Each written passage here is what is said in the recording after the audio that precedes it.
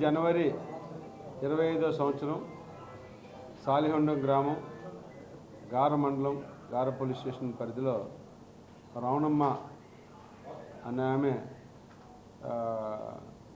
ఇంట్లో నుంచి దొంగతనం జరగబడింది. సుమారుగా 17.5 తులాల బంగారం ఆమెది, ఆమె భర్తది కలిసి గుర్తు తెలియని వ్యక్తులు పట్టపగలే దొంగతనం చేశారు. ఆమె టీ కొట్టు పెట్టుకుంటుంది, వాళ్ళ భర్త పండ్ల వ్యాపారం చేస్తూ ఉంటారు. వీళ్ళిద్దరూ కూడా ఉదయాన్నే వాళ్ళ వృత్తుల నిమిత్తం బయటకు వెళ్ళిపోతారు ఇంట్లో నుంచి. మళ్ళీ రాత్రికి టైంలో ఇంటికి వస్తారు, 10-11 గంటలకి ఆ వ్యాపారాలు ముగించుకుని ఇంటికి వస్తారు. అలాగే ఆ రోజు కూడా 22వ తారీఖు ఉదయం వెళ్ళిపోవడం, రాత్రి వచ్చి చూసుకునేటప్పటికి ఇంట్లో వస్తువులు కనిపించలేదు. అన్నీ ఎతికారు, మొత్తం బంగారం అంతా కూడా పోయిందని గుర్తించి 23వ తారీఖున పోలీస్ స్టేషన్కి వచ్చి కంప్లైంట్ చేయడం జరిగింది.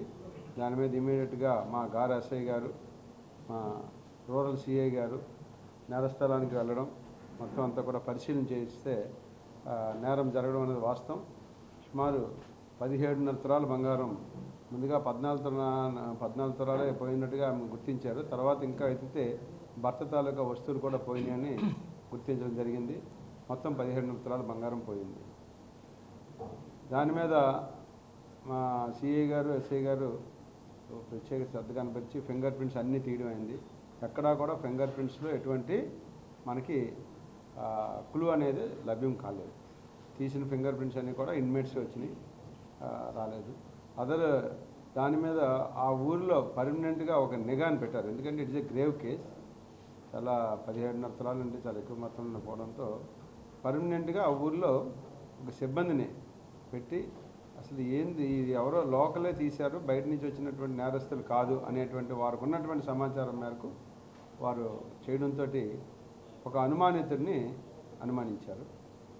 అతన్ని మొత్తం పికప్ చేయడం, అతని మీద నిఘా పెట్టడం, అతను ఖర్చు పెట్టే విధానము, అతను చేసే విధానాన్ని అన్నింటినీ పరిశీలన తీసుకుని అనుమానం మీద పికప్ చేసి ఇంట్రాగేట్ చేస్తే ఆ రాజు అని చెప్పి జోగి రాజు, అదే గ్రామానికి చెందినటువంటి ఆటో డ్రైవర్, అతను ఇవంతా కూడా బంగారం అంతా కూడా దొంగతనం చేయడం జరిగింది. అతను ఏంటంటే వీళ్ళని ఎప్పటి నుంచో అబ్జర్వ్ చేస్తున్నాడు. వీళ్ళు ఉదయాన్నే తలుపులన్నీ వేసుకొని పనిలోకి వెళ్ళిపోతారు, సాయంత్రం రాత్రికి వస్తారు. ఇంతకు ముందు కూడా 1-2 సార్లు ఈ ఇల్లు ఇలా అటెంప్ట్ చేయడానికి ట్రై చేశాడు, కుదరలేదు. ఆ 22వ తారీఖు ఏమైందంటే వీళ్ళు వెనకాతలు డోర్ వేయడం మర్చిపోయారు. వాళ్ళు బిజినెస్కి వెళ్ళే పర్పస్లో తొందరలో బ్యాక్ సైడ్ డోర్ వేయలేదు. అది వీడు అబ్జర్వ్ చేశాడు. అంటే వీడికి ఆల్రెడీ వీళ్ళ మీద కన్ను ఉంది, ఎందుకంటే వీళ్ళ ఇద్దరు పనిచేస్తున్నారు, డబ్బు ఉంటుంది, బంగారం ఉంటుందని కన్ను ఉంది. సో వెంటనే ఆ బ్యాక్ సైడ్ డోర్ వేసి ఉండకపోవడంతో దాన్ని అడ్వాంటేజ్ తీసుకుని బ్యాక్ డోర్ నుంచి లోపలికి వెళ్ళి వాళ్ళ ఇంట్లో తాళాలు ఎక్కడ పెడతారో తెలిసి ఆ తాళాలను తీసుకుని బీరువాలో ఉన్నటువంటి మొత్తం వస్తువులన్నీ పట్టుకెళ్ళి దాన్ని అతను వాళ్ళ ఇంటి దగ్గర ఒక స్పీకర్ బాక్సులు ఉంటాయి, ఆ బాక్సులో దాచి ఇవంతా ఉంచాడు, అవసరానికి వాడుకుందాంలే అని. ఆ పందాలో నిన్న ఒక 6 తులాల బంగారం, అప్పులు ఎక్కువగా ఉన్నాయి, అప్పులు తీర్చడం కోసం ఒక 6 తులాల బంగారం తీసుకెళ్ళి తనఖా పెట్టడానికి వెళ్తూ ఉంటే అప్పటికే అక్కడ నిఘాలో ఉన్నటువంటి స్టాఫ్ సిఐ గారికి, ఎస్ఐ గారికి చెప్పడం, ఇమీడియట్గా అక్కడికి వెళ్ళి అతన్ని నిన్న సాయంత్రం సుమారు 3 గంటల సమయంలో అతన్ని పికప్ చేసి ఇంట్రాగేట్ చేస్తే అతను అడ్మిట్ అయ్యాడు.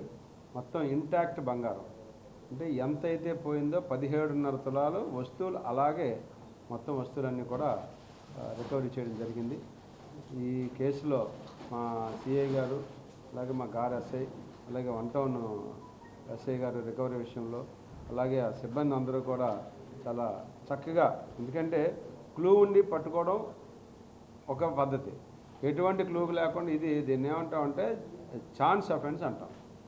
అంటే అనుకోకుండా దొరికింది అడిగి, అంటే ఈజ్ నాట్ ఏ ప్రొఫెషనల్. యాక్చువల్గా జోగిరాజ్ అనేవాడు ప్రొఫెషనల్ నేరస్తుడు కాదు. అతను ఒక అవకాశాన్ని చూశాడు, ఏదో గ్యారంటీ ఉంటుందో ఒక ప్రయత్నం చేద్దామని. ఆ ప్రయత్నంలో లక్కీగా 17 తులాలు దొరికేసింది.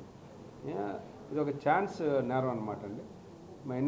మా సిబ్బంది అందరూ కూడా మా ఎస్పీ గారి తరఫున ప్రత్యేక ధన్యవాదాలు తెలియజేయమన్నారు. ఎస్పీ గారు వేరే కాన్ఫరెన్స్లో ఉండడంతో నేను హోల్డ్ చేయాల్సి వచ్చింది.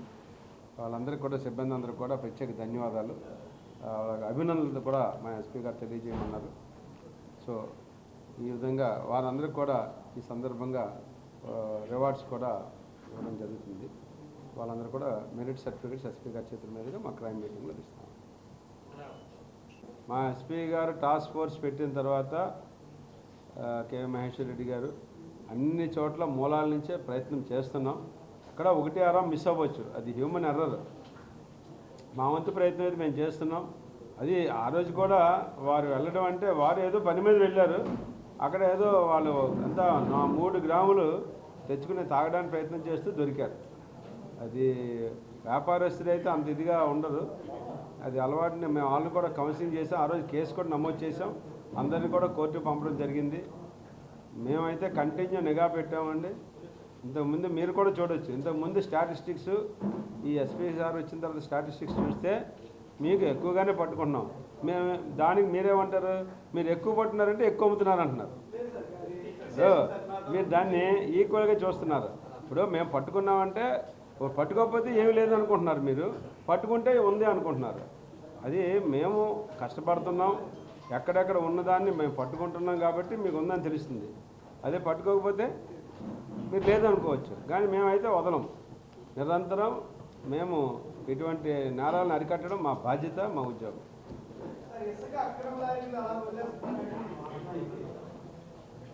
అది ఈ మధ్యకాలంలో అన్ని చోట్ల కూడా రైడ్లు చేయడం జరిగిందండి. నేను కూడా అందులో కమిటీలో మెంబరే, ఆర్డీఓ గారు మేమంతా కూడా. ఇవాళ కూడా ఇంకో కమిటీకి వెళ్తున్నాము. ఎక్కడా కూడా ఆపేది ఏం లేదండి. బిల్లు లేకుండా ఉంటే మొన్న 14 వెహికల్స్ని సీజ్ చేయడం జరిగింది. అన్నీ కూడా మైన్స్ అండ్ డిపార్ట్మెంట్కి పంపడం జరిగింది. వారే డిస్పోజల్ చేస్తారు. పోలీసు ఇందులో డిస్పోజల్ చేసే అవకాశం ఏం లేదు. మైన్స్ అండ్ మినరల్స్ డిపార్ట్మెంట్కి రెవెన్యూ వారి సహకారంతో మేము చెక్ పోస్ట్ దగ్గర బిల్లులు లేకుండా వెళ్ళిన అన్ని వెహికల్స్ని కూడా మైన్స్కి అప్పగించడం జరిగింది. మేము మొన్న ఒక్కరోజే కాదు, అంతకుముందు కూడా 4 బళ్ళు 5 బళ్ళు ఎప్పుడు రికార్డు లేకుండా ఉంటే మాత్రం తప్పకుండా మైన్స్ డిపార్ట్మెంట్కి మేము పట్టుకుని చెప్తున్నాం.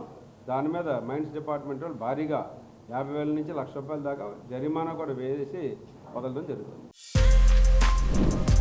For more videos like this, subscribe Big TV channel.